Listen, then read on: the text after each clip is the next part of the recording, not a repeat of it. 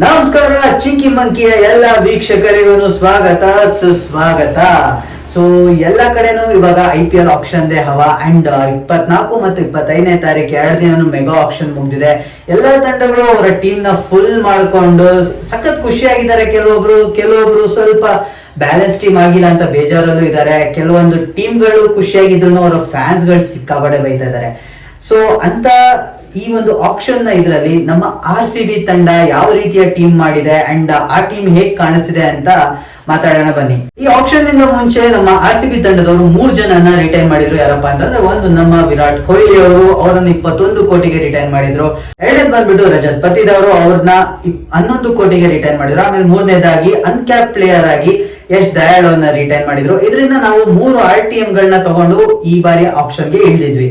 And ಈ ಬಾರಿ ನಾವೆಲ್ಲಾನು ಅನ್ಕೊಂಡಿದ್ವಿ may be captain ನ ಹುಡುಕಾಟದಲ್ಲಿ ಇದೀವಿ ನಾವು. ಸೊ ನಮ್ಮ ಕನ್ನಡದ ಹುಡುಗ KL ರಾಹುಲ್ ಅವ್ರು ನಮ್ಮ ಟೀಮ್ ಗೆ ಬರ್ಬೋದು ಅಂತ ತುಂಬಾ ಜನ ಆಸೆ ಇಟ್ಕೊಂಡಿದ್ರು. ಅಂಡ್ ತುಂಬಾ ಜನ ಫ್ಯಾನ್ಸ್ ಗಳಂತೂ ಹೋಮ್ ಕಮಿಂಗ್ ಗೆ ಆರತಿ ತಟ್ಟೆ ರೆಡಿ ಇಟ್ಕೊಂಡಿದ್ರು. ರಾಹುಲ್ ಬರ್ತಾರೆ, ಅವ್ರಿಗೆ ಆರತಿ ಎತ್ತಿ ಸ್ವಾಗತ ಮಾಡೋಣ ಅಂತ.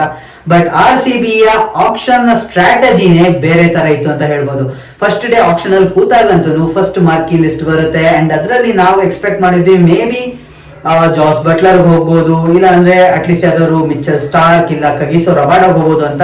ಬಟ್ ಫಸ್ಟ್ ಸೆಟ್ ನಲ್ಲಿ ನಾವು ಯಾರೊಬ್ರಿಗೂ ಹೋಗ್ಲಿಲ್ಲ. ಅಂಡ್ ಆ ಲಿಸ್ಟ್ ಅಂತೂ ತುಂಬಾ ಭರ್ಜರಿ ಬೇಟೆನೆ ಆಡಿದ್ರು ಅಂತ ಹೇಳ್ಬೋದು. 25 ಕೋಟಿ 26 ಕೋಟಿ ಯಪ್ಪ, ಅಮೌಂಟ್ ಗಳು ನೋಡಿದ್ರೇನೆ ಭಯ ಆಗುತ್ತೆ ಒಬ್ಬೊಬ್ಬ ಪ್ಲೇಯರ್ ಕೊಟ್ಟಿದ್ದು. ಸೊ ಫಸ್ಟ್ ಸೆಟ್ ಮುಗೀತು. ಎಲ್ಲೋ RCB ಅವರು ನಿದ್ದೆ ಮಾಡ್ತಿದ್ರೆ ಹಿಂದಿನ ದಿನ ನೈಟ್ ನಿದ್ದೆ ಮಾಡಿಲ್ಲ. ಸೊ ಫಸ್ಟ್ ಲಿಸ್ಟ್ ಅಲ್ಲಿ ಯಾರನ್ನೂ ಕೂಡ ಟಾರ್ಗೆಟ್ ಮಾಡ್ಲಿಲ್ಲ ನಮ್ಮ RCB ಅವರು. ಸೊ ಫಸ್ಟ್ ಲಿಸ್ಟ್ ಇಂದ ಆಕ್ಚುಲಿ ನಾವು ಮಿಚೆಲ್ ಸ್ಟಾರ್ಕ್ ಅವ್ರ ಹಿಂದೆ ಹೋದ್ವಿ 11 ಕೋಟಿವರೆಗೂ. ಬಟ್ ಅಲ್ಲಿ DC ಅವರು ಬಂದು ನಮ್ಮ ಆಸೆಗೆ ತಣ್ಣೀರ್ ಹಚ್ತಾರೆ ಅಂಡ್ ಅವರು ಮಿಚೆಲ್ ಸ್ಟಾರ್ಕ್ ಅವ್ರನ್ನ ಕಂಡ್ಕೋತಾರೆ. ಸೆಕೆಂಡ್ ಲಿಸ್ಟ್ ಅಲ್ಲಿ ನಾವು ತುಂಬಾ ಜನರನ್ನ ಟಾರ್ಗೆಟ್ ಮಾಡಿ ತಗೋತೀವಿ ಅಂಡ್ ಸಿಕ್ಕಾಪಟ್ಟೆ ಬಿಸಿ ಇರುತ್ತೆ RCB ಅಂತ ಅನ್ಕೊಂಡ್ವಿ. ಬಿಕಾಸ್ ಆ ಸೆಟ್ ಅಲ್ಲಿ ಇದ್ದಂತದ್ದು ನಮ್ಮ KL ರಾಹುಲ್, ನಮ್ಮ ಯುಜ್ವೇಂದ್ರ ಚಹಲ್, ನಮ್ಮ ಹಳೆ ಪ್ಲೇಯರ್ಸ್ ಗಳಿದ್ರು. ಸೊ ಇವರಿಂದ ಹೋಗ್ತಾರೆ RCB ಪಕ್ಕ ತಗೋತಾರೆ ಅಂಡ್ ನಮ್ಗೆ ಕ್ಯಾಪ್ಟನ್ ಬರ್ತಿದ್ದಾರೆ. ಈ ತರ ಎಲ್ಲ ಏನೇನೋ ಯೋಚನೆ ಇತ್ತು ನಮ್ಮ RCB ಫ್ಯಾನ್ಸ್ ಗಳಿಗೆ. ಅಂಡ್ ಯುಜ್ವೇಂದ್ರ ಚಹಲ್ ಅವರಿಗೆ ಆಕ್ಚುಲಿ 14 ಕೋಟಿ ಅವ್ರಿಗೆ ಬಿಡ್ ಆದಾಗ RCB ಅವರು ಪ್ಯಾಡಲ್ ರೈಸ್ ಮಾಡೋದು ತಗೋಬೇಕು ಅಂತ. ಬಟ್ ಪಂಜಾಬ್ ಕಿಂಗ್ಸ್ ಅವರು ಬಿಟ್ಟು ಬಿಡದೆ ಯುಜ್ವೇಂದ್ರ ಚಹಲ್ ಅವರಿಗೆ 18 ಕೋಟಿ ಕೊಟ್ಟರು. ಎಲ್ಲ ಒಂದ್ ಕಡೆ ನಾವು ಕೂಡ ಒಪ್ಕೋದೀವಿ, ಯುಜ್ವೇಂದ್ರ ಚಹಲ್ ಅವರು ನಮ್ಗೆ ಬೇಕಿತ್ತು but not for the cost. 18 ಕೋಟಿ ರೇಟ್ಗೆ ನಮ್ಗೆ ಬೇಕಾಗಿರ್ಲಿಲ್ಲ. ಅದು ಸಿಕ್ಕಾಪಟ್ಟೆ ಎಕ್ಸ್ಪೆನ್ಸಿವ್ ಆಗೋಯ್ತು ಅಂತ ಅನಿಸ್ತು. ಬಟ್ ಎಲ್ರಿಗೂ ಶಾಕ್ ಆದಿದ್ಯಲ್ಲಪ್ಪ ಅಂತಂದ್ರೆ ಅದು KL ರಾಹುಲ್ ಅವ್ರ ಬಿಡಿಂಗ್ ಬಂದಾಗ.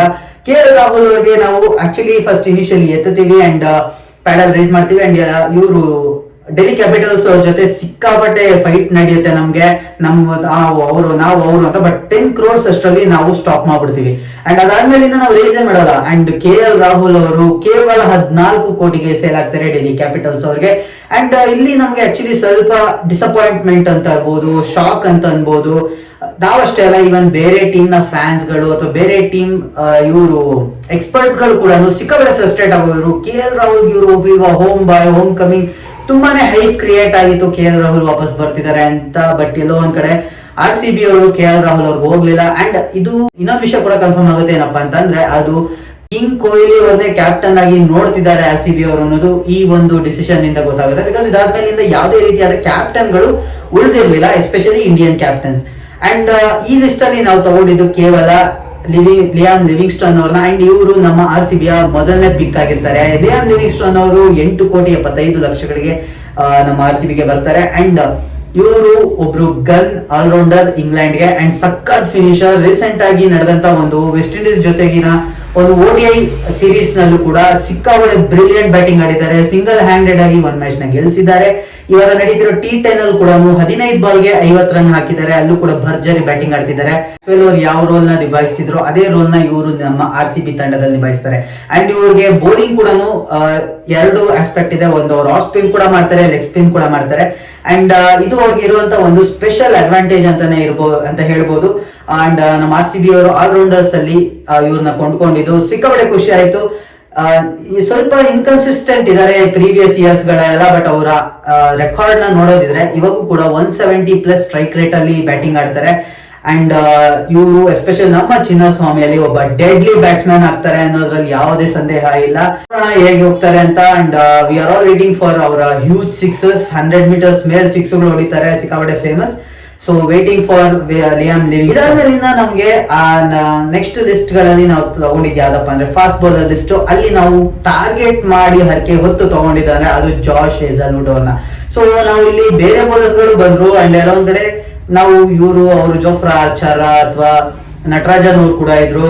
ಯಾರು ಹೋಗ್ತಾರೆ ಅನ್ನೋ ಒಂದು ಇದಿತ್ತು, ಕನ್ಫ್ಯೂಷನ್ ಇತ್ತು. ಬಟ್ ಇಲ್ಲಿ ಜಾಶ್ ಹೇಜಲ್ವುಡ್ ಅವ್ರಿಗೆ 12.5 ಕೋಟಿ ಕೊಟ್ಟು ನಾವು RCB ಅವ್ರನ್ನ ವಾಪಸ್ ತಗೊಂಡ್ಬಂದ್ವಿ. ಅವರು ಮುಂಚೆ ನಮ್ಮ ಟೀಮ್ಗೆ ಆಡಿದ್ರು, RCB ಆಡಿದ್ರು. ಸಿಕ್ಕಾಪಟ್ಟೆ ಗನ್ ಬೌಲರ್, ಸಕ್ಕತ್ತಾಗಿ ಆಡಿಸಿದ್ರು. ತುಂಬಾ ಹೈಟ್ ಇಂದ ಅವರು ಬೌಲಿಂಗ್ ಮಾಡ್ತಾರೆ and hit the deck bowler, bounce ಚೆನ್ನಾಗುತ್ತೆ ಅವರ ಬಾಲು. ಬ್ಯಾಟ್ಸ್ಮನ್ ಗಳಿಗೆ ಪಿಕ್ ಮಾಡೋದು ತುಂಬಾ ಕಷ್ಟ because fast and quick bounce ಅಲ್ಲಿ ಬರುತ್ತೆ. ಸೊ ಇದು ಅಂಡ್ ಅವರ ರೆಕಾರ್ಡ್ಸ್ ಚಿನ್ನಸ್ವಾಮಿ ತುಂಬಾನೇ ಚೆನ್ನಾಗಿದೆ. ನಮ್ಮ ಚಿನ್ನಸ್ವಾಮಿನಲ್ಲಿ ಜಸ್ಟ್ ಬೌಲಿಂಗ್ ಮಾಡೋರು ಬೇಕಾಗಲ್ಲ ಅಥವಾ ದೊಡ್ಡ ಹೆಸರು ಬೇಕಾಗಲ್ಲ. ನಮ್ಮ ಚಿನ್ನಸ್ವಾಮಿಲಿ ಹೇಗೆ ಬೌಲಿಂಗ್ ಮಾಡಬೇಕು ನಾವು ಅಂತ ಗೊತ್ತಿರುವಂತ ಬೌಲರ್ಸ್ ಬರೋದು ಬೆಸ್ಟ್. ಅಂಡ್ ಇವರು ನಮ್ಮ ಚಿನ್ನಸ್ವಾಮಿಯಲ್ಲಿ ಪ್ರೂವನ್ ಕಾಮಿಡಿಟಿ. ಇವ್ರು ಇದ್ದಷ್ಟು ದಿನಾನು ನಮಗೆ ಬೌಲಿಂಗ್ ಅಲ್ಲಿ ಸಿರಾಜ್ ಜೊತೆಗೆ ಒಂದು ಒಳ್ಳೆ ಪೇರ್ ಅಪ್ ಇತ್ತು ಅಂಡ್ ಸಕ್ಕತ್ತಾಗಿ ಬೌಲಿಂಗ್ ಮಾಡಿದ್ದಾರೆ ಆಲ್ರೆಡಿ. ಅಂಡ್ ನಮ್ಮ RCB ಫ್ಯಾನ್ಸ್ಗೆ ಇವರ ಹೋಮ್ ಕಮಿಂಗ್ ತುಂಬಾನೇ ಖುಷಿಯಾಗಿದೆ ಅಂತ ಅನ್ಕೋತೀನಿ. ಅಂಡ್ ನನಗದು ಸಖತ್ ಖುಷಿ ಕೊಡ್ತು ಇವರು ನಮ್ಮ RCB ತಂಡಕ್ಕೆ ವಾಪಸ್ ಬಂದಿದ್ದು. ಸೊ ಇದಾದ್ಮೇಲೆ ನಾವು ನೆಕ್ಸ್ಟ್ ಕೊಂಡ್ಕೊಂಡಂತ ಪ್ಲೇಯರ್ ಯಾರಪ್ಪ ಅಂತಂದ್ರೆ ಅದು ಜಿತೇಶ್ ಶರ್ಮಾ. ಜಿತೇಶ್ ಶರ್ಮಾ ಅವರು ಈ ಮುಂಚೆ ಪಂಜಾಬ್ ಕಿಂಗ್ಸ್ಗೆ ಆಡಿದ್ರು ಅಂಡ್ ಅಲ್ಲಿ ಅವರು ಸಿಕ್ಕಾಪಟ್ಟೆ ಬ್ಯಾಟಿಂಗ್ ಸಕ್ಕತ್ತಾಗಿ ಆಡಿದ್ರು ಅಂತಾನೆ ಹೇಳ್ಬೋದು. ಸ್ಪಿನ್ ಗೆ ಸಖತ್ ಬ್ಯಾಟಿಂಗ್ ಆಡ್ತಾರಂತೆ. ನಮ್ಮ ದಿನೇಶ್ ಕಾರ್ತಿಕ್ ಅವ್ರು ಹೇಳಿದ್ದಾರೆ ಅವರು ಅವ್ರದೇ ರೀತಿಯಾಗಿ ಒಬ್ಬ ಗನ್ ಫಿನಿಶರ್ ನಮ್ಮ RCB ಬೇಕೇ ಬೇಕು ಅಂತ ಹುಡುಕ್ತಿದ್ರಂತೆ. ಅಂಡ್ ಅವರ ವಿಷನ್ ಅಲ್ಲಿ ಇದ್ದದ್ದು ಜಿತೇಶ್ ಶರ್ಮಾ ಅವರು. ಇನ್ಫ್ಯಾಕ್ಟ್ ಇವ್ರನ್ನ ನಾವು ಹತ್ತತ್ರ ಒಂದು 6 ಕೋಟಿಗೆ ಕೊಂಡ್ಕೊಂಡಿದ್ವಿ. ಬಟ್ ಇವ್ರು ಪಂಜಾಬ್ ಕಿಂಗ್ಸ್ ಅವರು ಅವ್ರನ್ನ RTM ಮಾಡ್ತೀವಿ ಅಂತ ಬಂದ್ರು. ಅಂಡ್ ಆಬ್ವಿಯಸ್ಲಿ ಈ ಒಂದು IPL ಅಲ್ಲಿ ಇದ್ದಂತ ಒಂದು ರೂಲ್ ಏನಪ್ಪಾ ಅಂದ್ರೆ RTM ತಗೊಂಡ್ರು ಕೂಡ ಆಲ್ರೆಡಿ ಸೋಲ್ಡ್ ಆಗಿರೋಂತ ಟೀಮ್ ನವರು ಒಂದು ಬೆಲೆ ಹೇಳ್ತಾರೆ, ಅದನ್ನ ಕೂಡ ಮ್ಯಾಚ್ ಮಾಡಕ್ ಇವ್ರು ರೆಡಿ ಇದ್ರೆ ಅಷ್ಟೇ ಪ್ಲೇಯರ್ ಅವ್ರ ಟೀಮ್ಗೆ ಹೋಗ್ತಾನೆ. ಸೊ ಇಲ್ಲಿ ನಮ್ಮ RCB ಅವರು ಯಾವುದೇ ರೀತಿಯಾದ ರಿಸ್ಕ್ ಬೇಡ ಅಂತ ಹೇಳ್ಬಿಟ್ಟು 11 crores 5 ಕೋಟಿ ಏರಿಸ್ತಾರೆ. ಅಂಡ್ ಅಮೌಂಟ್ ಕೇಳ್ತಿದ್ದಾಗಲೇ ಪಂಜಾಬ್ ಅವರು ತಬ್ಬಿಬಾಗ್ಬಿಟ್ಟು ನಮ್ಗೆ ಬೇಡಪ್ಪ ಸ್ವಾಮಿ ಅಂತ ಬಿಟ್ಬಿಟ್ರು. ಅಂಡ್ ಜಿತೇಶ್ ಶರ್ಮಾ ಇವರು ಒಬ್ಬ ಗನ್ ಫಿನಿಶರ್, ಇವಾಗ ವಿದರ್ಭ ತಂಡದಲ್ಲಿ ಕ್ಯಾಪ್ಟನ್ ಆಗಿದ್ದಾರೆ. ಅಂಡ್ ಇವಾಗೂ ಕೂಡ ಅವರು ಬ್ಯಾಟಿಂಗ್ ಸೂಪರ್ ಆಗಿ ಆಡ್ತಿದ್ದಾರೆ. ಕಳೆದ ಬಾರಿ IPL ನಲ್ಲಿ ಇವರು ಫಾರ್ಮ್ ಔಟ್ ಆಗಿದ್ರು. ಫಾರ್ಮ್ ಔಟ್ ಆಗೋದು ಎಲ್ಲಾ ಪ್ಲೇಯರ್ಗೂ ಒಂದು ಕಾಮನ್ ಥಿಂಗ್. ಅದು ನಮ್ ವಿರಾಟ್ ಕೊಹ್ಲಿ ಅವ್ರನ್ನೇ ಬಿಟ್ಟಿಲ್ಲ, ಜಿತೇಶ್ ಶರ್ಮಾ ಅಂತ ಅವ್ರನ್ನೆಲ್ಲ ಏನ ಸ್ಪೆಷಲ್ ಏನಲ್ಲ. ಸೊ ಫಾರ್ಮ್ ಔಟ್ ಆಗಿದ್ರು ಅಂಡ್ ಸ್ವಲ್ಪ ಬ್ಯಾಟಿಂಗ್ ಕನ್ಸಿಸ್ಟೆನ್ಸಿ ಕಮ್ಮಿ ಇತ್ತು ಲಾಸ್ಟ್ ಇಯರ್ ಅಂತ ಇದ್ರು ಕೂಡ ಇವ್ರೊಬ್ರು ಗನ್ ಬ್ಯಾಟ್ಸ್ಮನ್. ಲೋವರ್ ಆರ್ಡರ್ ಅಲ್ಲಿ ಸ್ಪಿನ್ ಗೆ ಸಕ್ಕತ್ತಾಗಿ ಆಡ್ತಾರಂತೆ. ಅಂಡ್ ಇವ್ರಿದ್ರೆ ಸ್ಪಿನ್ನರ್ ಸ್ವಲ್ಪ ಹೆದರ್ಕೊಂಡಿರ್ಬೇಕೇನೋ. ನಮ್ಗೆಲ್ಲ ಗೊತ್ತು ಶಿವಮ್ ದೂಬೆ ಅವ್ರು ಹೇಗೆ ಆಪರೇಟ್ ಮಾಡ್ತಾರೆ ಅಂತ, ಅವರೆಲ್ಲ ಕ್ಲಾಸ್ ಏನ್ ಹೇಗೆ ಸ್ಪಿನ್ನರ್ಸ್ ಹೊಡಿತಾರೆ ಅಂತ. ಸೊ ಲೋವರ್ ಆರ್ಡರ್ ಅಲ್ಲಿ ನಮ್ಮ RCB ಗೆ ಇಷ್ಟು ವರ್ಷ ಸಿಕ್ಕಾಪಟ್ಟೆ ಸ್ಪಿನ್ನರ್ಸ್ ಕಾಟ ಕೊಟ್ಟಿದ್ದಾರೆ. ಇವರು ಆ ಒಂದು ಕೊರತೆನ ನೀಗಿಸ್ತಾರೆ ಅಂತ ಅನ್ಕೊಂಡಿದೀವಿ. ಇದರಿಂದ ನಾವು ಆಲ್ರೌಂಡರ್ಸ್ ಕ್ಯಾಟಗರಿನಲ್ಲಿ ವೆಂಕಟೇಶ್ ಅಯ್ಯರ್ ಅವರ ಹಿಂದೆ ಸಿಕ್ಕಾಪಟ್ಟೆ ಹೋದ್ವಿ ಅಂತಾನೆ ಹೇಳ್ಬೋದು. ಒಂದ್ ಟೈಮ್ ಅಲ್ಲಿ KKR ಹಾಗೂ RCB ಅವರು ವೆಂಕಟೇಶ್ ಅಯ್ಯರ್ ಅವ್ರಿಗೆ 23.5 ಕೋಟಿವರೆಗೂ ಬಿಡ್ ಮಾಡಿದ್ರು. ಅಬ್ಸಲ್ಯೂಟ್ ಮ್ಯಾಡ್ನೆಸ್ ಅಂತ ಹೇಳ್ಬೋದು. ನನಗಂತೂ ನೋಡಿದಾಗ ಒಂದ್ ಸೆಕೆಂಡ್ ತಲೆ ತಿರುಗೋಯ್ತು. ನನ್ಗೆ ಆಕ್ಚುಲಿ ಒಂದು ಗೆಸ್ ಮಾಡಿದೆ ವೆಂಕಟೇಶ್ ಅಯ್ಯರ್ ಅವರಿಂದ ಇವ್ರು ಹೋಗ್ತಾರೆ. ಬಿಕಾಸ್ KKR ಅಲ್ಲಿ ನಾವು ದಿನೇಶ್ ಕಾರ್ತಿಕ್ ಅವ್ರು ಕ್ಯಾಪ್ಟನ್ ಆಗಿದ್ದಾಗ ವೆಂಕಟೇಶ್ ಅವ್ರ ಪರ್ಫಾರ್ಮೆನ್ಸ್ ಸಿಕ್ಕಾಪಟ್ಟೆ ಚೆನ್ನಾಗಿತ್ತು. ಸೊ ಆ ಒಂದು ಫ್ಯಾಕ್ಟರ್ ಇತ್ತು ಅಂತ ನನ್ಗೆ ಅನ್ಸಿತ್ತು. ಬಟ್ ಯಾವಾಗ ಇವ್ರು 20 ಕೋಟಿ ಮೇಲ್ ಹೋದ್ರು ಅವಾಗೆ ಅನ್ಸ್ತು ದೇವ್ರೆ ದಯವಿಟ್ಟು ಬಿಟ್ಬಿಡ್ಲಪ್ಪ RCB ಅವರು ಇದು ಬ್ಯಾಡಲ್ ರೇಸ್ ಮಾಡದೆ ಇದ್ರೆ ಸಾಕು ಅಂತ. ಹೋದ್ರು 23.5 ಕೋಟಿವರೆಗೂ ಹೋದ್ರು. ಬಟ್ ಸ್ಟಿಲ್ KKR ಅವರಂತೂ ಅವ್ರ ಹತ್ರ ಇದ್ದಿದ್ ಪರ್ಸ್ ಕೂಡ ಸಿಕ್ಕಾಪಟ್ಟೆ ಕಮ್ಮಿ ಅಂತಾನೆ ಹೇಳ್ಬೋದು. 50 ಕೋಟಿಯನ್ನ ಇಟ್ಕೊಂಡಿದ್ರು. ಅಂಡ್ ವೆಂಕಟೇಶ್ ಅವರಿಗೆ ಯಾವಾಗ ಇವ್ರು 23 ಕೋಟಿವರೆಗೂ ಹೋದ್ರು ಅವ್ರ ಪರ್ಸ್ ಅಲ್ಲೇ ಸಂಪೂರ್ಣವಾಗಿ ಖರ್ಚಾಗೋಯ್ತು. ಅಂಡ್ ದೇವರು ದೊಡ್ಡವನು RCB ಅವರಿಗೆ ಬುದ್ಧಿ ಕೊಟ್ಟ, 24 ಕೋಟಿಗೆ ರೈಸ್ ಮಾಡ್ಲಿಲ್ಲ. ಅಂಡ್ ನಮ್ಮ ಪರ್ಸ್ ಅಲ್ಲಿ ಉಳಿತು. ಇದರಿಂದ ನಾವು ಇನ್ನೂ ಒಳ್ಳೆ ಬೈಸ್ ನ ಮಾಡಿದ್ವಿ. ಅಂಡ್ ಈ ಒಂದು ಬೈ ಇಂದಾನೆ KKR ಅವರು ಆಕ್ಚುಲಿ ಸ್ವಲ್ಪ ಟೀಮ್ ಫಿಲ್ ಮಾಡೋದ್ರಲ್ಲಿ ತುಂಬಾನೇ ತಡ್ಕಾಡಿದ್ರು ಅಂತ ಹೇಳ್ಬೋದು. ಈ ಒಂದು ಪಿಕ್ ಆಗದೆ ಇದೆ ನಮ್ಗೆ ತುಂಬಾ ಖುಷಿ ಕೊಡ್ತು. ಬಟ್ ಇದಕ್ಕಿಂತ ಬೆಸ್ಟ್ ಪಿಕ್ ಯಾವ್ದು ಬಂದಿದೆ ಅಂದ್ರೆ ಇದ್ರ ನೆಕ್ಸ್ಟ್ ಬಂದಂತ ವಿಕೆಟ್ ಕೀಪರ್ಸ್ ಲಿಸ್ಟ್ ಅಲ್ಲಿ ನಮ್ಮ RCB ಅವ್ರು ತಗೊಂಡಂತ ಪ್ಲೇಯರ್ ಯಾರಪ್ಪ ಅಂದ್ರೆ ಧಮಾಕೆದಾರ್ ಫಿಲಿಪ್ ಸಾಲ್ಟ್ ಅವರು. ಹೌದು, ಇವರು ಈಗಿನ ನಂಬರ್ 1 T20 ಬ್ಯಾಟ್ಸ್ಮನ್. ಅಂಡ್ ಕಳೆದ ಬಾರಿ KKR ಅವರ ಚಾಂಪಿಯನ್ ಪಟ್ಟ ಪಡೆಯೋದಕ್ಕೆ ಇವರ ಬ್ಯಾಟಿಂಗ್ ಸಿಕ್ಕಾಪಟ್ಟೆ ಹೆಲ್ಪ್ ಮಾಡಿದೆ. ಎಸ್ಪೆಷಲಿ ಜೇಸನ್ ರಾಯ್ ಅವರ ರಿಪ್ಲೇಸ್ಮೆಂಟ್ ಆಗಿ ಬಂದ್ರು. ಲಾಸ್ಟ್ ಇಯರ್ ಅನ್ಸೋಲ್ಡ್ ಆಗಿದ್ರು ಫಸ್ಟ್, ಬಟ್ ರಿಪ್ಲೇಸ್ಮೆಂಟ್ ಆಗಿ ಬಂದು ಸುನಿಲ್ ನರೇನ್ ಅವ್ರ ಜೊತೆ ಭರ್ಜರಿ ಓಪನಿಂಗ್ ಪಾರ್ಟ್ನರ್ಶಿಪ್ಸ್ ಕೊಟ್ಟಿದ್ದಾರೆ. ಅಂಡ್ ನಮ್ಮ RCB ಮೇಲೆ ಕೇವಲ 18 ಬಾಲ್ಗಳಲ್ಲಿ 48 ರನ್ಗಳನ್ನ ಬಾರಿಸಿದ್ದಾರೆ. ಅಂಡ್ ಎಲ್ಲಾ ಮ್ಯಾಚ್ ನಲ್ಲೂ ಕನ್ಸಿಸ್ಟೆಂಟ್ ಬ್ಯಾಟಿಂಗ್ ಇದೆ. ಆಲ್ಮೋಸ್ಟ್ 160-170 ಸ್ಟ್ರೈಕ್ ಮಾಡ್ತಾರೆ ಬಾಲ್ ನ. ಅಂಡ್ ಇವಾಗ ಅವರು ಇಂಗ್ಲೆಂಡ್ ಸೆಟಪ್ ಅಲ್ಲಿ ಒಬ್ಬ ಕನ್ಸಿಸ್ಟೆಂಟ್ ಬ್ಯಾಟ್ಸ್ಮನ್, ವಿಕೆಟ್ ಕೀಪರ್ ಕೂಡ, ನಂಬರ್ 1 T20 ಬ್ಯಾಟ್ಸ್ಮನ್ ಕೂಡ. ಸೊ ಪವರ್ ಪ್ಲೇ ನಲ್ಲಿ ಇವರು ಧಮಾಕೆದಾರ್ ಪರ್ಫಾರ್ಮೆನ್ಸ್ ಮಾಡೋದ್ರಲ್ಲಿ ಯಾವುದೇ ಸಂದೇಹ ಇಲ್ಲ. ಎಲ್ಲ RCB ಫ್ಯಾನ್ಸ್ ರೆಡಿ ಇರಿ ಫಿಲಿಪ್ ಸಾಲ್ಟ್ ಅವರ ಬ್ಯಾಟಿಂಗ್ ನೋಡಕ್ಕೆ. ನನ್ಗನ್ಸಿದ ಪ್ರಕಾರ ಈ ಒಂದು ಆಪ್ಷನ್ ಅಲ್ಲಿ ನಮ್ಮ RCB ಯ ಬೆಸ್ಟ್ ಪಿಕ್ ಅಂದ್ರೆ ಅದು ಫಿಲಿಪ್ ಸಾಲ್ಟ್ ಅವರೇನೆ. ಅಂಡ್ ಇದಕ್ಕೂ ಕೂಡ KKR ಅವರು ಸಿಕ್ಕಾಪಟ್ಟೆ ದೂರ ಬಂದ್ರು, ಬಿಕಾಸ್ ಅವರು ಅವರ ವಿನ್ನಿಂಗ್ ಕಾಂಬಿನೇಷನ್ ಚೇಂಜ್ ಮಾಡಕ್ ಇಷ್ಟಪಟ್ಟಿರ್ಲಿಲ್ಲ. ಅದೇ ವಿನ್ನಿಂಗ್ ಕಾಂಬಿನೇಷನ್ ಕಂಟಿನ್ಯೂ ಮಾಡಬೇಕು ಅಂತ 11.5 ಕೋಟಿವರೆಗೂ ರೇಸ್ ಮಾಡಿದೆ KKR ಅವರು. ಬಟ್ ಇಲ್ಲಿ ವೆಂಕಟೇಶ್ ಅವರಿಂದ ಅವ್ರು ಹೋಗಿದ್ರಿಂದ ಅವರ ಪರ್ಸ್ ಖಾಲಿಯಾಗಿತ್ತು. ಅಂಡ್ ನಮ್ಗೆ ಇದು ಎಲ್ಲ ಒಂದ್ ಕಡೆ ಅಡ್ವಾಂಟೇಜ್ ಆಯ್ತು ಅಂತಾನೆ ಹೇಳ್ಬೋದು. ಫಿಲಿಪ್ ಸಾಲ್ಟ್ ಅವರು ಒಂದು 11.5 crores ಅವ್ರಿಗೆ ಏನ್ ಕೊಟ್ಟಿದೀವಿ, ಕಂಪ್ಲೀಟ್ಲಿ ವರ್ತಿ ಬ್ಯಾಟ್ಸ್ಮನ್ ಅವರು. So yes, waiting for Philip Salt. And ಇದಾದ್ಮೇಲಿಂದ ನಾವು ತಗೊಂಡಂತ ಪ್ಲೇಯರ್ಸ್ ಯಾರಪ್ಪ ಅಂತಂದ್ರೆ ಅದು ನಮ್ಮ ಅನ್ಕ್ಯಾಪ್ಡ್ ಪ್ಲೇಯರ್ಸ್ ಗಳಲ್ಲಿ ರಸಿಕ್ ದಾರ್ ಸಲಾಂ.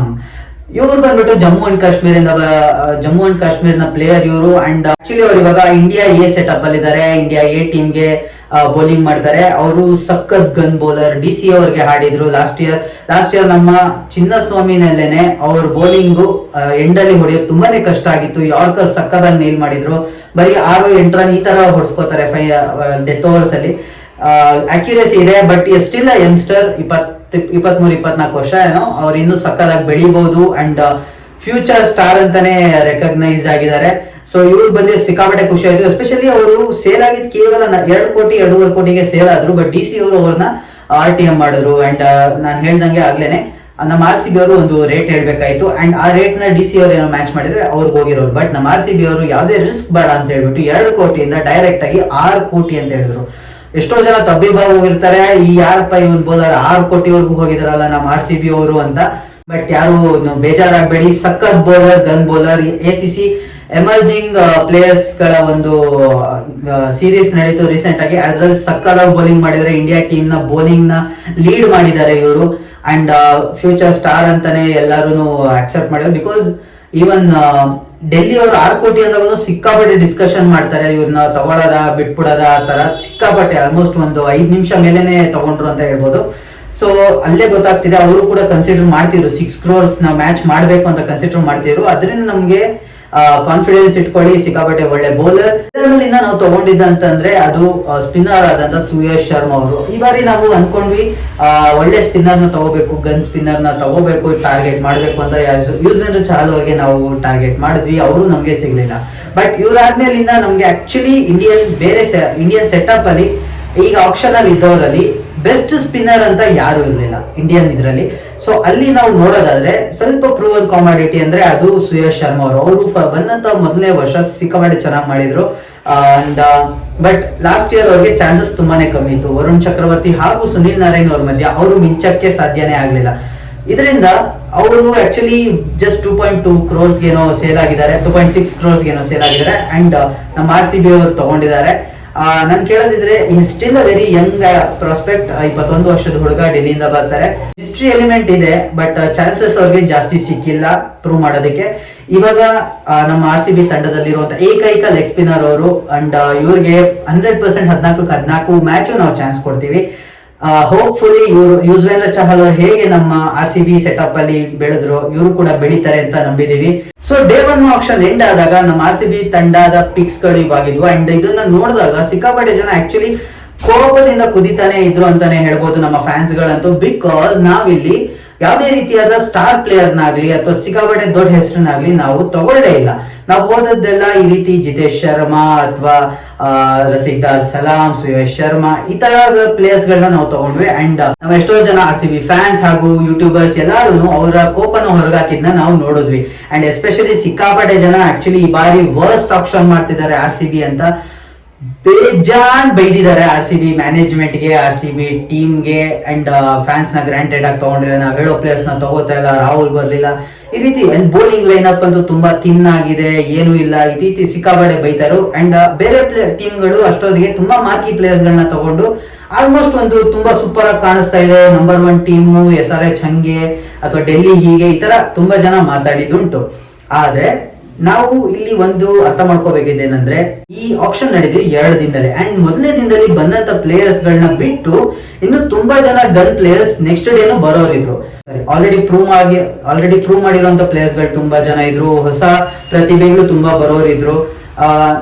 ಎಲ್ಲೋ ಒಂದ್ ಕಡೆ ಕೆಲವೊಂದು ಟೀಮ್ಗಳು ಫಸ್ಟ್ ಡೇ ಎಲ್ಲ ದುಡ್ಡು ಖರ್ಚು ಮಾಡ್ಬಿಟ್ಟು ಜಸ್ಟ್ ಒಂದು 5 ಕೋಟಿ 6 ಕೋಟಿ 10 ಕೋಟಿ ಈ ತರ ಇಟ್ಕೊಂಡು ಕೂತಿದ್ರು.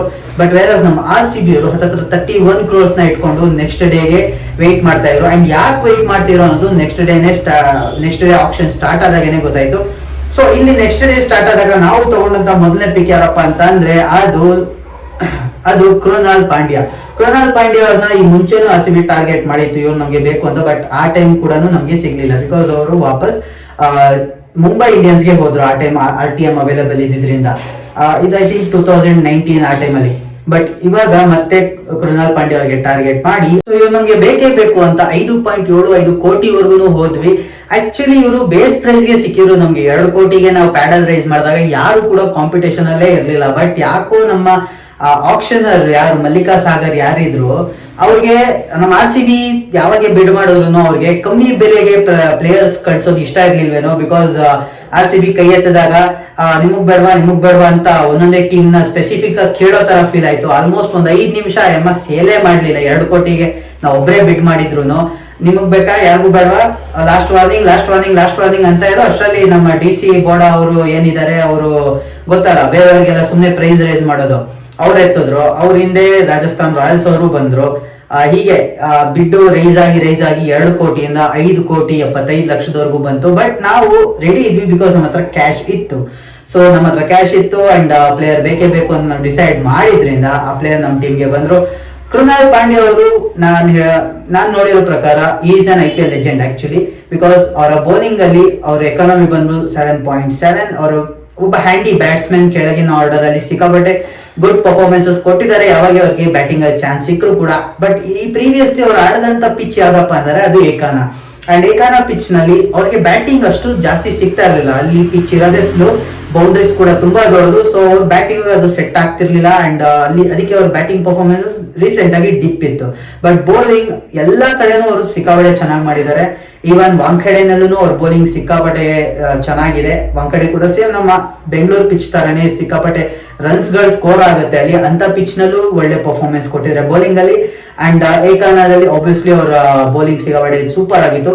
ಅಂಡ್ ನಮ್ಮ RCB ಲೈನ್ ಅಪ್ ನೋಡಿದ್ರೆ ಎಲ್ಲರೂ ರೈಟ್ ಹ್ಯಾಂಡರ್ಸ್. ಬಟ್ ಇವರು left hand batting option and left arm bowling ಕೂಡ ಕೊಡ್ತಾರೆ. ಸೊ ನಮ್ಮ ಸುಯಶ್ ಶರ್ಮಾ ಅವ್ರ ಜೊತೆಗೆ ಇವರು ಒಬ್ರು ಹ್ಯಾಂಡಿ ಸ್ಪಿನ್ನರ್ ಅಂಡ್ ಅಷ್ಟು ಹೊಡ್ಸ್ಕೊಳ್ಳೋ ಒದೆ ತಿನ್ನುವಂತ ಬೌಲರ್ ಅಲ್ಲ.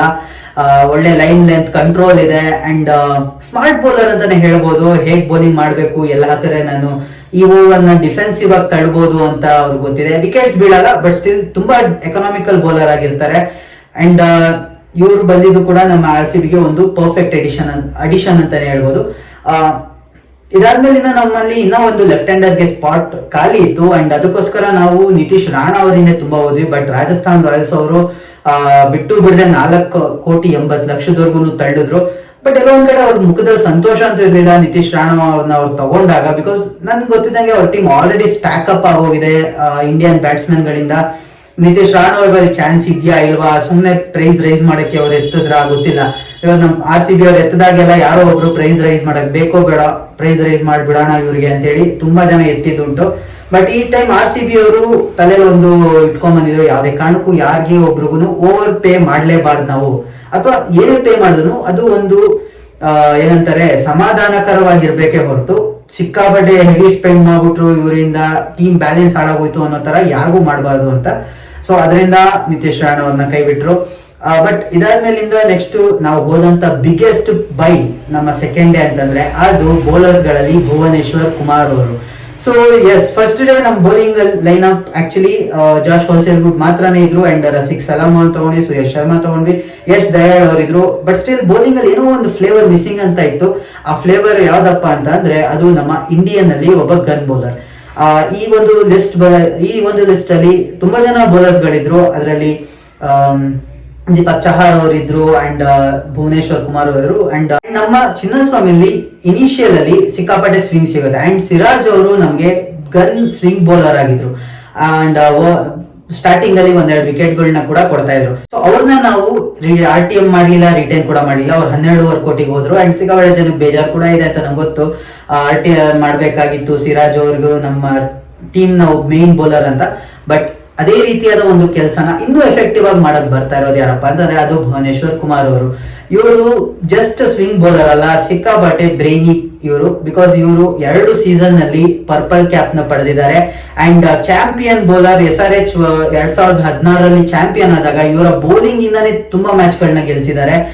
ಅಫ್ಕೋರ್ಸ್ ಇವಾಗ ಅವರು ಇಂಡಿಯನ್ ಸೆಟಪ್ ಅಲ್ಲಿ ಇಲ್ಲ, ಸ್ವಲ್ಪ ಬೌಲಿಂಗ್ ಡಿಪ್ ಆಗಿದೆ, ತುಂಬಾ ಒದೆ ತಿಂತಾರೆ ಅಂತ ಅನ್ಕೊಂಡ್ ಎಷ್ಟೋ ಜನಕ್ಕೆ ಅನ್ಸಿರೋದುಂಟು. ಬಟ್ ಸ್ಟಿಲ್ ಎಕ್ಸ್ಪೀರಿಯನ್ಸ್ ಅನ್ನೋದು ಎಲ್ಲ ಮನುಷ್ಯನ್ಗೂ ಒಂದು ದೊಡ್ಡ ಅಸ್ತ್ರ. ಅವರು ಯಾವಾಗ ಎಲ್ಲಿ ಹೇಗೆ ಬೌಲಿಂಗ್ ಮಾಡಬೇಕು, ಯಾವ್ಯಾವ ಸಿಚುಯೇಷನ್ ಅಲ್ಲಿ ಹೇಗೆ ಹ್ಯಾಂಡಲ್ ಮಾಡ್ಬೇಕು, ನಾನು ಈ ಒಂದು ಸ್ಮಾರ್ಟ್ನೆಸ್ ನಿಮ್ಗೆ ಜಸ್ಟ್ ಹೆಸರಿಂದ ಬರಲ್ಲ ಅಥವಾ ಜಸ್ಟ್ ಒಂದು ಹೈಪ್ ಇಂದ ಬರಲ್ಲ, ಅದಕ್ಕೆ ಸಿಕ್ಕಾಪಟ್ಟೆ ಶ್ರಮ ಪಟ್ಟಿರ್ತಾರೆ.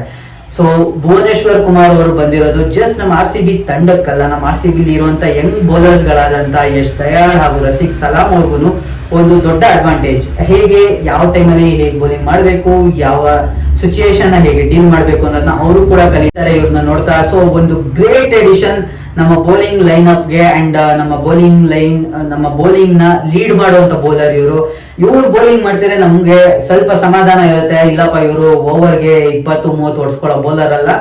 ಸೊ ನಮ್ಗೆ ಒಂದು ಒಳ್ಳೆ ಕನ್ಸಿಸ್ಟೆಂಟ್ ಆಗಿ ಬೌಲಿಂಗ್ ಮಾಡ್ತಾರೆ ಅಂತ ಎಕ್ಸ್ಪೆಕ್ಟ್ ಮಾಡ್ತಾ ಇದೀವಿ. ಭುವನೇಶ್ವರ್ ಕುಮಾರ್ ಅವ್ರು ಬಂದಿದ್ದು ಸಿಕ್ಕಾಪಟ್ಟೆ ಖುಷಿ ಕೊಡ್ತು. ಅಂಡ್ ನಮ್ಮ ಬೌಲಿಂಗ್ ಲೈನ್ ಅಪ್ ನಿಧಾನಕ್ಕೆ ಒಂದು ಸಾಲಿಡ್ ಬೌಲಿಂಗ್ ಲೈನ್ ಅಪ್ ಕಾಣಿಸಕ್ ಶುರು ಆಯ್ತು ಇಲ್ಲಿಂದ.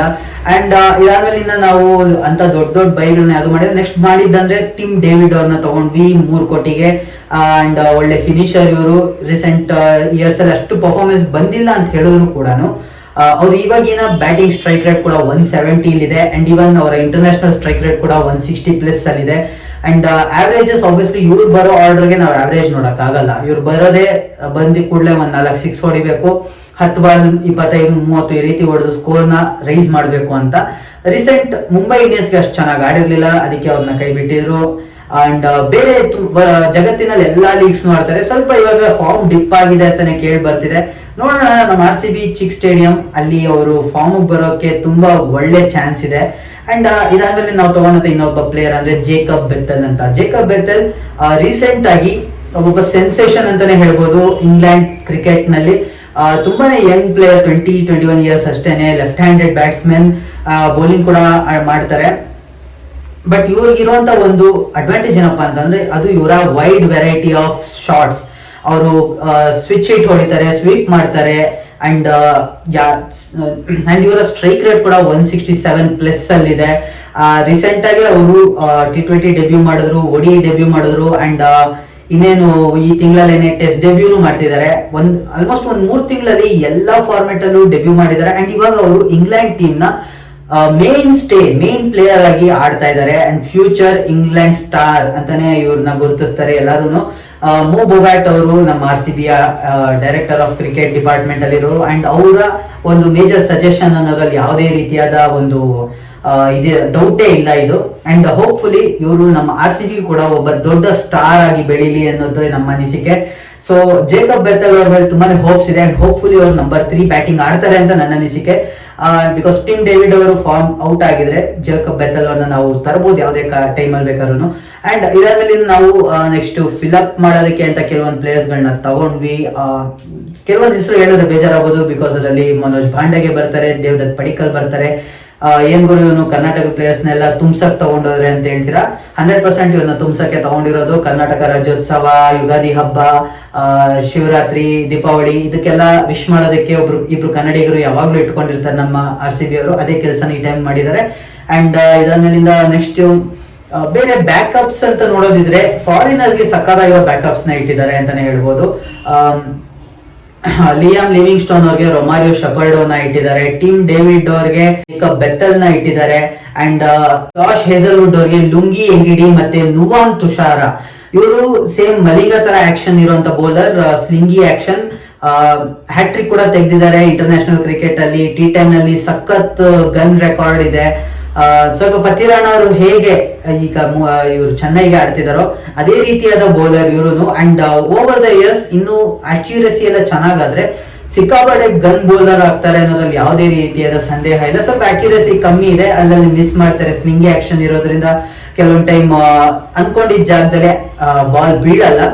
ಬಟ್ ಬಿದ್ರೆ ಮಾತ್ರ LBW ಬೋಲ್ಡ್ ಇವೆರಡರಲ್ಲಿ ಒಂದು ಬೀಳೋದಂತೂ ಪಕ್ಕ. ಸೊ ಅಂತ ಖಡಕ್ ಬೌಲರ್ ಸ್ವಲ್ಪ ಡೆವಲಪ್ ಆಗ್ಬೇಕು. ಸೊ ಅದು ಬಿಟ್ರೆ ನೆಕ್ಸ್ಟ್ ನಾವು ಲುಂಗಿ ಎಂಗಿಡಿ ಅವ್ರ ಆವರೇಜ್ ಸಕ್ಕತ್ತಾಗಿದೆ. ಬಟ್ ಸ್ಟಿಲ್ ಅವರು ಬ್ಯಾಕಪ್ ಅಂತಾನೆ ಎಲ್ರಿಗೂ ಗೊತ್ತಿರುವಂತ ವಿಷಯ. ಸೊ ಇನ್ನ ನೆಕ್ಸ್ಟ್ ಇಂಡಿಯನ್ಸ್ ಅಲ್ಲಿ ಯಾರ್ಯಾರು ನಮ್ಮ ತಗೊಂಡ್ರು ಲಾಸ್ಟ್ಗೆ ಅಂತ ಹೇಳೋದಾದ್ರೆ ಮೋಹಿತ್ ರಾಠಿ, ಆಮೇಲೆ ಸ್ವಸ್ತಿಕ್ ಚಿಕಾರ ಅಂತ ಒಬ್ಬ ಬ್ಯಾಟ್ಸ್ಮನ್ ನ ತಗೊಂಡಿದ್ದಾರೆ, ಆಮೇಲೆ ಅಭಿನಂದನ್ ಸಿಂಗ್ ಅಂತ ಮೀಡಿಯಂ ಪೇಸ್ ಬೌಲರ್ ನ ತಗೊಂಡಿದ್ದಾರೆ. ಸೊ ಇವರೆಲ್ಲ ಟೀಮ್ ಫಿಲ್ಅಪ್ ಮಾಡಕ್ಕೆ ಅಂತ ಬಂದಂತ ಪ್ಲೇಯರ್ ಗಳೇನೆ. ಸೊ ಇವ್ರು ಯಾರು 11 ಅಲ್ಲೂ ಕಾಣಿಸಲ್ಲ, ಜಸ್ಟ್ ಅಲ್ಲೇನೆ ಗೆಟೋರೇಡ್ ವಾಟರ್ ಬಾಟ್ಲ್ ತಗೊಂಡೋಗಿ ಕೊಡೋದ್ರಲ್ಲಿ ಬಿಸಿ ಇರ್ತಾರೆ. ಸೊ ಇವಾಗ ಫಟಾಫಟ್ ಅಂತ ಪ್ಲೇಯಿಂಗ್ 11 ಹೇಗ್ ಕಾಣುತ್ತೆ ಅಂತ ಬಂದ್ಬಿಡೋಣ. And over all RCB auction ಹೇಗಿತ್ತು ಅಂಡ್ ಇದರ ರೇಟಿಂಗ್ ಏನು ಅನ್ನೋದನ್ನ ನಾನು ನಿಮ್ಗೆ ಇವಾಗ ಹೇಳ್ತೀನಿ. ಸೊ ನಮ್ಮ ಪ್ಲೇಯಿಂಗ್ 11ಗೆ ಅಂತ ಬರೋದೇ ಆದ್ರೆ ಫಸ್ಟ್ ನಾವು ಓಪನ್ ಮಾಡೋದು ಫಿಲಿಪ್ ಸಾಲ್ಟ್ ಹಾಗೂ ವಿರಾಟ್ ಕೊಹ್ಲಿ ಅವರಿಂದ. ವಿರಾಟ್ ಕೊಹ್ಲಿ ಅವರು ಪ್ರೀವಿಯಸ್ ಸೀಸನ್ ಅಲ್ಲಿ ಆಕ್ಚುಲಿ ಸ್ವಲ್ಪ ಅಗ್ರೆಸಿವ್ ಆಗಿ ಬ್ಯಾಟಿಂಗ್ ಆಡಕ್ ಸ್ಟಾರ್ಟ್ ಮಾಡಿದ್ರು. ಬಟ್ ಈ ಒಂದು ಸೆಟಪ್ ಅಲ್ಲಿ ಅವರು ಅಷ್ಟು ಅಗ್ರೆಸಿವ್ ಆಗಿ ಹೋಗೋ ನೆಸೆಸಿಟಿ ಇಲ್ಲವೇ ಇಲ್ಲ. ಆಕ್ಚುಲಿ ಅವ್ರ ಆಂಕರ್ ರೋಲ್ ಅದೇನಿದೆ ಅಥವಾ ಅವರಿಗೆ ಹೇಗೆ ಫ್ರೀ ಆಗಿ ಆಡ್ಬೇಕು ಅನ್ಸುತ್ತೋ ಆ ರೀತಿ ಅವ್ರು ಆಡಕ್ ಸ್ಟಾರ್ಟ್ ಮಾಡೋದು. ಬಿಕಾಸ್ ಇನ್ನೊಂದು ಎಂಡ್ ಅಲ್ಲಿ ಇರುವಂತಹ ಫಿಲಿಪ್ ಸಾಲ್ಟ್ ಅವರು ಇವರೇನೇ ಡಾಟ್ ಬಾಲ್ಸ್ ಆಡಿದ್ರು ಕೂಡ ಅದನ್ನೆಲ್ಲ ಕವರ್ ಅಪ್ ಮಾಡುವಂತ ತಾಕತ್ತಿದೆ.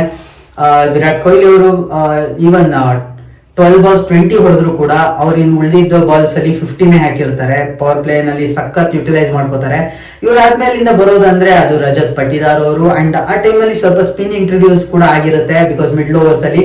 ಅಂಡ್ ನಮ್ಗೆಲ್ಲ ಗೊತ್ತು ರಜತ್ ಪಟಿದಾರ್ ಅವರು ಲಾಸ್ಟ್ ಇಯರ್ಸ್ ಸ್ಪಿನ್ನರ್ಸ್ ಗೆ ಯಾವ ರೇಂಜ್ ಬಾರಿಸಿದ್ದಾರೆ ಅಂತ. ಆಲ್ಮೋಸ್ಟ್ 200-250 ಸ್ಟ್ರೈಕ್ ರೇಟ್ ಅಲ್ಲಿ ಬ್ಯಾಟಿಂಗ್ ಆಡ್ತಾರೆ. ಸ್ಪಿನ್ನರ್ಸ್ ಗೆ ಸ್ಪಿನ್ ಬ್ಯಾಶರ್ ಅಂತಾನೆ ಇವ್ರಿಗೆ ಹೆಸರುವಾಸಿ. ಇಂದ ಇವ್ರು ಬಂದಾಗ ಪರ್ಫೆಕ್ಟ್ ಟೈಮಿಂಗ್ ಇರುತ್ತೆ. ಏನಾದ್ರು ಬೇಗ ವಿಕೆಟ್ ಬಿದ್ರು ಕೂಡ ಆಂಕರಿಂಗ್ ಕೂಡ ಮಾಡೋದು ಗೊತ್ತು ಇವರಿಗೆ. ಒಬ್ಬ ಸ್ಮಾರ್ಟ್ ಕ್ರಿಕೆಟರ್ ರಜತ್ ಪಟಿದಾರ್ ಅವರು, ಫ್ಯೂಚರ್ ಸ್ಟಾರ್ ನಮ್ಮ RCB ಗೆ ಅಂತಾನು ಹೇಳ್ಬೋದು. ಸೊ ನಂಬರ್ 3 ನಲ್ಲಿ ಇವ್ರು ಬರ್ತಾರೆ. ನಂಬರ್ 4 ಗೆ ಬರೋದಾದ್ರೆ ಅದು ಲಿಯಾಮ್ ಲಿವಿಂಗ್ಸ್ಟನ್ ಅವರು. ಲಿಯಾಮ್ ಲಿವಿಂಗ್ಸ್ಟನ್ ಅವರು ಈ ಮುಂಚೆ ಪಂಜಾಬ್ ಕಿಂಗ್ಸ್ ಅಲ್ಲಿ ಸ್ವಲ್ಪ ಇಮ್ಮೆಚೂರ್ ಆಗಿ ಬೇಗ ಔಟ್ ಆಗ್ಬಿಡೋರು. ಎಲ್ಲೋ ಒಂದ್ ಕಡೆ ನಾನು ಏನೋ ಆಡ್ಬೇಕಲ್ಲ ಅನ್ನೋ ತರ ಔಟ್ ಆದದ್ದು ಇದೆ ಬೋರ್ ಆಗಿ. ಬಟ್ ಬೆಳೀತಾ ಅವರು ಅವರ ಒಂದು ಅಗತ್ಯತೆ ಹೇಗೆ ನಾನು ಮೆಚೂರ್ಡ್ ಆಗಿ ಹೆಂಗ್ ಇರ್ಬೇಕು ಅನ್ನೋದನ್ನ ಕಲಿತಿದ್ದಾರೆ ಅಂತ ನಮ್ಮ ತಂಡದ ಕೋಚ್ ಆದಂತ ಆಂಡಿ ಫ್ಲವರ್ ಹೇಳಿದ್ದಾರೆ, ನಾನಲ್ಲ. ಆಂಡಿ ಫ್ಲವರ್ ಅವ್ರು ತಿಳಿಸಿದ್ರೆ ಇನ್ನ ಮೆಚೂರ್ ಆಗ್ತಿರುವಂತ cricketer, but over the years ಇನ್ನೂ ಸಕ್ಕದಾಗಿ ಆಗ್ತಾರೆ ಅಂತ. ಅಂಡ್ ಹೋಪ್ಫುಲಿ ಆ ಒಂದು ಟ್ರಾನ್ಸಿಷನ್ ನಮ್ಮ RCB ಟೀಮ್ ಇಂದಾನೆ ಸ್ಟಾರ್ಟ್ ಆಗ್ಲಿ ಅಂತ ಬೇಡ್ಕೊಳ್ಳೋಣ. ಬಿಕಾಸ್ ನಮ್ಮ ಗ್ಲೆನ್ ಮ್ಯಾಕ್ಸ್ವೆಲ್ ಅವರು ಇದೇ ರೀತಿ ಫಾರ್ಮ್ ಔಟ್ ಆಗಿನೇ ಬಂದಿದ್ದು ಅಂಡ್ ನಮ್ಮಲ್ಲಿ ಬಂದು ಎಂತ ಜಾದು ಮಾಡಿದ್ರು ಅಂತ ನಮ್ಮೆಲ್ಲರಿಗೂ ಗೊತ್ತು. ಸೊ ಲಿಯಾಮ್ ಲಿವಿಂಗ್ಸ್ಟನ್ ಅವರು ನಮ್ಮ ಚಿನ್ನಸ್ವಾಮಿನಲ್ಲಿ ಭರ್ಜರಿ ಸಿಕ್ಸರ್ಸ್ ಗಳನ್ನ ಬಾರಿಸೋದ್ರಲ್ಲಿ ಯಾವುದೇ ಡೌಟ್ ಇಲ್ಲ. ಅಂಡ್ ಇವರಾದ್ಮೇಲಿಂದ ಬರೋದಂದ್ರೆ ಅದು ಜಿತೇಶ್ ಶರ್ಮಾ ಅವರು. ಅಂಡ್ ಆಬ್ವಿಯಸ್ಲಿ ಆಲ್ಮೋಸ್ಟ್ 16 ಓವರ್ಸ್ ವರ್ಗು ಇವಾಗ ಟೀಮ್ಗಳು ಸ್ಪಿನ್ನರ್ಸ್ ನ ಆಡಿಸ್ತಾರೆ.